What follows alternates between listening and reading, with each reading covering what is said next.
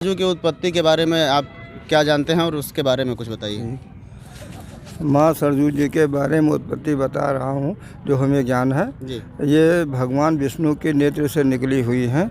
और नमस्कार मित्रों, मैं संदीप मिश्र शास्त्री एक बार फिर से आपका स्वागत करता हूं अपने चैनल पर।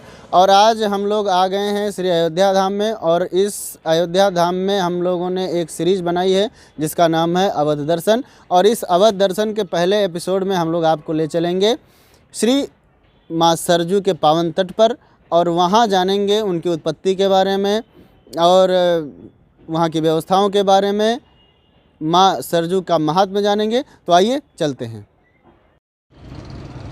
ये कुछ नज़ारा है यहाँ का,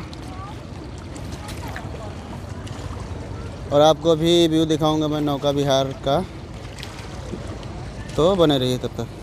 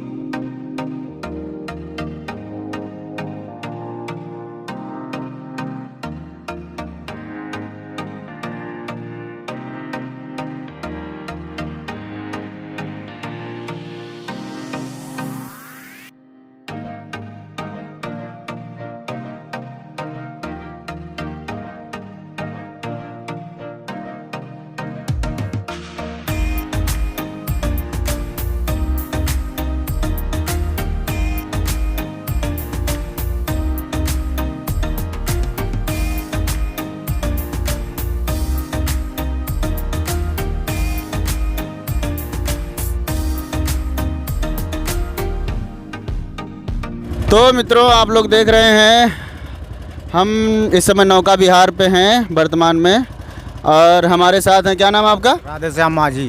राधेश्याम माझी जी हैं, ये इस नौका के स्वामी भी हैं शायद। तो आप बताइए कि अगर कोई यहाँ आता है तो लगभग आप लोग कितना रुपया चार्ज करते हैं उससे? हम लोग 1 से 5 तक रहते हैं, 150 रुपया ले लिया जाता है। 10 लोग रहते हैं तो 300 रुपया ले लिया जाता है। उससे जो है कि ज़्यादा बैठाने का यहाँ अनुमति नहीं है। अच्छा, सरकार अनुमति नहीं देती है 10 से ज़्यादा लोगों को? 10 से ज़्यादा बैठाने का अनुमति नहीं है। अच्छा, यहाँ आए तो कहाँ मिलेंगे आप लोग? हम लोग यहीं कच्चे घाट से जो है राम घाट से लेके कच्चे घाट से लेके राजघाट तक पूरे घाट पे रहते हैं। तो ये देखा, आप मिले हम इनसे और इन्होंने बताया भी। और आएंगे तो आप लोग 30 रुपये एक आदमी का नौका में लेते हैं, जो काफ़ी चीपेस्ट प्राइस है, कोई बहुत ज़्यादा नहीं है, और आप यहाँ से घूम पाएंगे। और अब मैं आपको दिखाऊंगा यहाँ से अयोध्या का व्यू, है ना, फ्रंट का जो सरजू जी का व्यू है वो कैसा है।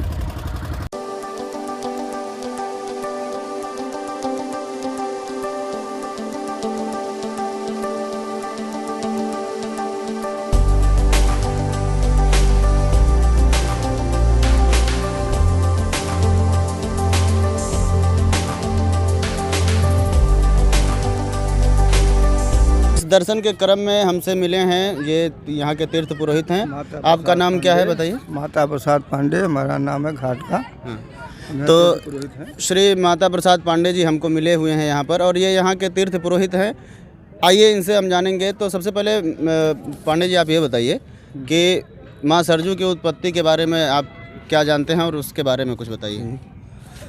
माँ सरजू जी के बारे में उत्पत्ति बता रहा हूँ जो हमें ज्ञान है। जी। ये भगवान विष्णु के नेत्र से निकली हुई हैं, और इनको नेत्रजा पहला नाम है। विष्णु पुराण में लिखा हुआ है, विष्णु नेत्र समस्त भूतस मातस लोक पावनी पापम हरस में देवी कौशल उत्तर वाहिनी राम गंगे नमस्तुभ्यम वशिष्ठ तनयासु भी प्रणमाम सदा देवी रक्ष माम भव वंदनाथ। एक बार भगवान विष्णु जी का दरबार लगा हुआ था, वहाँ सभी देवता सब एकत्रित थे, और ब्रह्मा विष्णु महेश शंकर जी सारे लोग नारद इत्यादि सब देवता वहाँ उपस्थित थे। शंकर जी भगवान विष्णु लक्ष्मी नारायण जी का स्वरूप देख करके जोड़ी देख करके उनको इतना प्रसन्नता उत्पन्न हुआ कि वो मुग्ध होकर के उसी सभा में नाचने लगे। भगवान शंकर जी इतना नृत्य किया, करते करते उनका नृत्य देख करके भगवान विष्णु के नेत्रों से आंसू बहने लगा। बगल में ब्रह्मा जी बैठे थे, और ब्रह्मा जी ने देखा कभी आंसू धारा पर गिर जाएगा पृथ्वी पर तो ये जो है रद्द हो जाएगी, इसको अपने कमंडल में रोक लिया, और ब्रह्मा जी ले जाकर अपने विष्णु ब्रह्मलोक में रखे हुए थे। इतने में यहाँ के राजा और इस पृथ्वी पर भगवान श्री सरजू जी का कोई नदी नहीं था अयोध्या धाम में। तो वहाँ के राजा पहले राजा इक्ष्वाकु हुए। उनके जो गुरु पुरोहित होते हैं वो गुरु वशिष्ठ जी थे। तो अपने गुरु पुरोहित से जा कर के राजा इक्ष्वाकु ने कहा कि महाराज हमारे राज्य में सब कुछ आपके दया से है, लेकिन कोई नदी सरोवर नहीं है, इसको कोई नदी लाने की कृपा करें। तो ये राजा गुरु वशिष्ठ जी महाराज ब्रह्मा जी के पुत्र हैं। वो अपने पिताजी के बाद ब्रह्मलोक में गए और उनसे कहने लगे कि हमारा शिष्य हमसे यहाँ पर कोई नदी मांग रहा सरोवर, तो कोई अगर हो तो आप बताएं, उसकी कृपा करें, देने की कृपा करें। तो ब्रह्मा जी ने वही जो नेत्रजा जल रखा हुआ था वही ला करके उनको वशिष्ठ जी को दिया। अच्छा, और वशिष्ठ नेत्रजा पड़ा, नेत्रजा ले करके वहाँ से जब आए पृथ्वी पर तो गुरु वशिष्ठ जी आगे आते गए, पीछे में सरजू जी वहाँ से नेत्रजा जी आते रहीं। आकर के बीच में मानसरोवर झील पड़ता है, बहुत बड़ा तालाब भगवान ब्रह्मा जी का बनाया हुआ है। तो उसी मानसरोवर में वो सरजू जी समा गई। अब वहाँ से वो नहीं निकली, तो वो कुछ देरी लगा। तब वशिष्ठ जी ने वहाँ पर बैठ करके तपस्या किया। तपस्या करने के बाद में फिर वहाँ से सरजू जी का उद्गम एक बैग से धारा निकला, जैसे तीर बाण से निकलता है सर से, उसी प्रकार उनका धारा निकला सरजू जी का सर से। तो इसलिए उनका सरजू जी ने वहाँ उनका नाम रख दिया, गुरु वशिष्ठ जी ने सरजू जी नाम रखा। अच्छा। तो उसी से वहाँ से सरजू जी पीछे गुरु वशिष्ठ जी के आई हैं। अयोध्या धाम में ये जो लक्ष्मण धारा सहस्त्र धारा घाट है, यहाँ पर आकर के उन्होंने उद्गम अपना पूरा किया। यहाँ पे इसको नाम सहस्त्र धारा। अच्छा, कुछ लोग इसको हमारे यहाँ पे गांव में कुछ लोग इसको घाघरा के नाम से जानते हैं, ऐसा क्यों है? घाघरा एक नदी है, वो पुरुष है, वो दूसरे जगह से आ रहा है। अच्छा। यहाँ एक संगम नदी बारहा क्षेत्र बोला जाता है, उसी जगह में सरजू और घाघरा का संगम होता है। अच्छा, मिलाप होता है जी। अभी ये पूर्णमासी जो बीती है उसी में समझ लीजिए 1 महीने का वहाँ कल्पवास होता है। अच्छा। बारहा भगवान का वहाँ मंदिर बना हुआ है। अच्छा। वहाँ 12 भगवान उत्पन्न होकर करके पृथ्वी को नीचे से लेके आए हैं ऊपर में हिरण्याकश्यप को मार करके। अच्छा। वही 12 भगवान का वहाँ मंदिर है।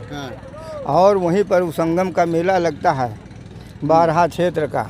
और वहीं पे सरजू गंगा, यहाँ पे इधर से जितने हैं सब सरजू जी के नाम से, घाघरा के नाम से यहाँ प्रसिद्ध नहीं है। अच्छा। यहाँ सरजू जी के नाम से प्रसिद्ध है। अयोध्या में तो सरजू जी के नाम से प्रसिद्ध है। अब ये सरजू जी जा करके पटना जिला में सोनभद्र नदी गंगा में वहाँ उनका संगम होता है। संगम होता है। तो वो सब जा करके गंगा सागर में सब समाप्त हो जाती है।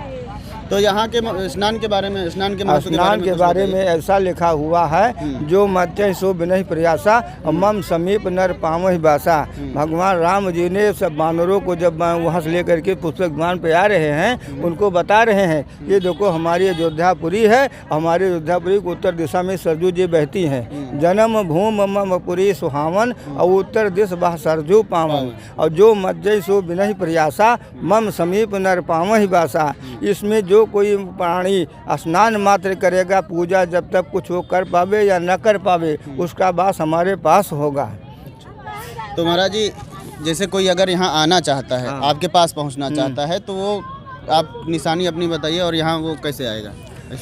हमारे पास जो कोई तीर्थ पुरोहित के पास, हम यहाँ अयोध्या के तीर्थ पुरोहित पंडा माता प्रसाद जी हैं, हमारा ढोल का निशान है। अच्छा। उनको क्रियाकर्म या पूजा पाठ जो भी कराना होता है, जो वो यहाँ पर अपने अपने जगह पर सब लोग अपने निशान बनाए हुए हैं, लेकिन हमारा जो है वो ढोल का निशान है। यहाँ पर लोग पहुँचते हैं, उनको हम श्रद्धापूर्वक से सरजू स्नान करा करके स्नान करते हैं। यहाँ दान पूजा अपना सब कराते हैं।